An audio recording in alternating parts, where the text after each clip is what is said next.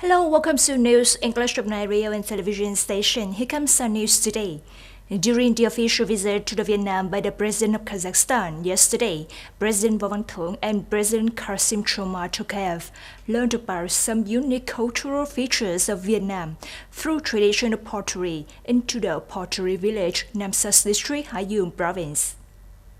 According to President Tokayev shares, he took the time to learn about Vietnamese culture and learned that these ceramic products had existed for hundreds of years, showing the unique cultural features reflecting the daily life as well as the human values of the Vietnamese people. President Võ Văn Thưởng and President Tokayev experienced pottery making, expressing their wish that the locality and artisans would continue to stick with, preserve and promote the values that Chudao Craft Village has. Currently, there are 46 famous museums in 32 countries around the world displaying Chudao ceramic artifacts. The delegation of the Department of Planning and Development of Land Resources, Ministry of Natural Resources and Environment, led by Deputy Director Vũ Sĩ announced a plan to inspect the management of planning and land use plans, construction situation and results of land priceless promulgation in Dong Nai Province. During 4 working days, the delegation will check the observance of the revisions brought when making the 5-year land use plan for the period of 2021-2025, inspect the observance of the revisions of the land law in land allocation, land lease, change of land use purpose in the locality, inspect the implementation of investigation and assessment of land resources. The working time is short, while workload is very large.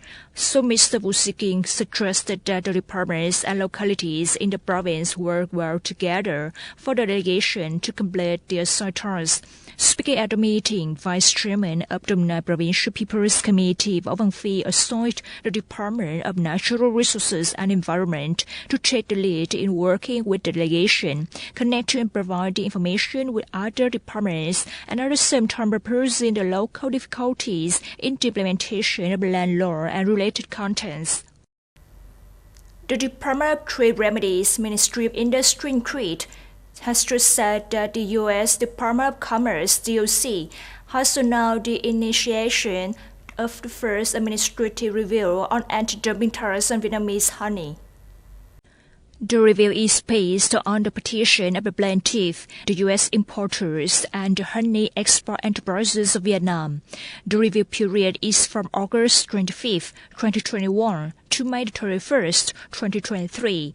The expected review list includes enterprises export honey to the United States. Therefore, the Trade Remedies Administration thinks that any enterprise on this list that does not export honey to the United States during the review period must notify the DOC within 30 days from the day of notification of the initiation of the review, scheduled to September 2nd, 2023.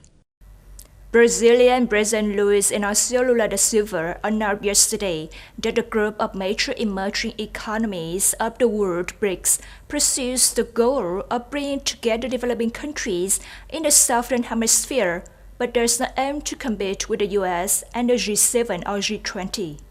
Speaking in Johannesburg, South Africa, President Lula da Silva said, "We do not want to be a counterpart to the G7, G20 or the United States. We just want to organize ourselves." Lula da Silva's comments came as the leaders of the BRICS bloc, Brazil, Russia, India, China and South Africa, arrived in Johannesburg for the summit. At the conference, delegates will consider the possibility of group expansion. Pentagon Press Secretary Air Force Brigadier General Pat Ryder said yesterday that the United States would take all necessary measures to prevent provocations from North Korea. Ryder told a daily press briefing, "As always, we will stand with our Japanese and our ROK allies in the face of North Korea's continued provocations, to include the claimed space program. We will continue working closely with Japan and the ROK to promote peace, security, and stability in the region."